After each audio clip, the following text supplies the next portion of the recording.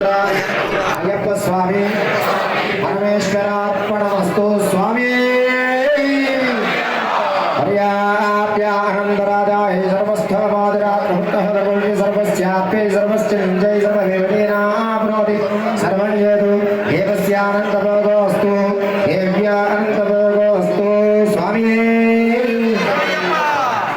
బ్రహ్మశ్రీ మహేశ్వర శర్మ గారు వారి రాక పరమేశ్వరుడు వచ్చినట్టే మా గురువుగారు వారి యొక్క పరిపూర్ణమైన ఆశీస్సులు వాళ్ళకు తెలియవలసిందిగా కోరుతున్నాం.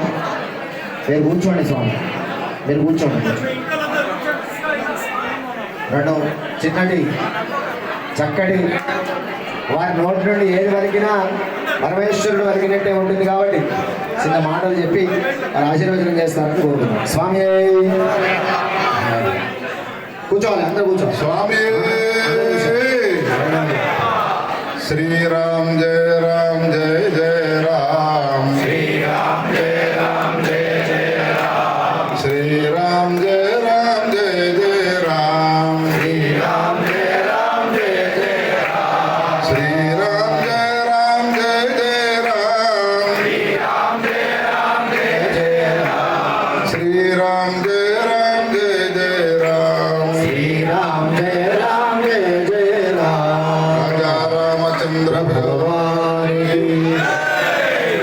రెండే మాటలు చెప్తాను, సావధాన చిత్తలే వినాల్సిందిగా చూద్దాం. అయ్యప్పరు ఈనాడు సోని కుటుంబంలో ఒక నిమిషం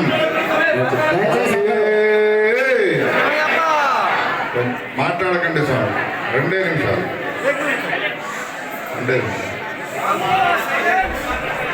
స్వామి సైలెన్స్ ప్లీజ్. ఒక రెండే నిమిషాలు.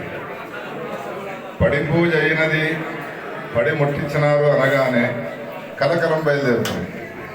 ఇవాళ ఈ సోనీ కుటుంబంలో మొదటిసారిగా మాల వేసుకున్న అరుణ్ పూజా కార్యక్రమానికి నాకు తెలిసి కరీంనగర్లో ఎక్కడ పడి పూజ జరగడం లేదేమో, ఎందుకంటే గురుస్వాములందరూ ఇక్కడనే కనబడుతున్నారు.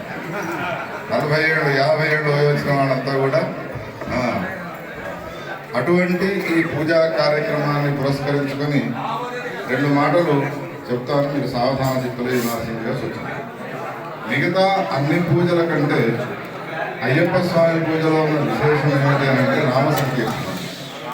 నామ సంకీర్తనాన్ని చేస్తూ ఇంత పెద్దగా పూజా కార్యక్రమాన్ని కొనసాగించడం అనేది మిగతా ఏ పూజల్లో మనకు కనిపించదు.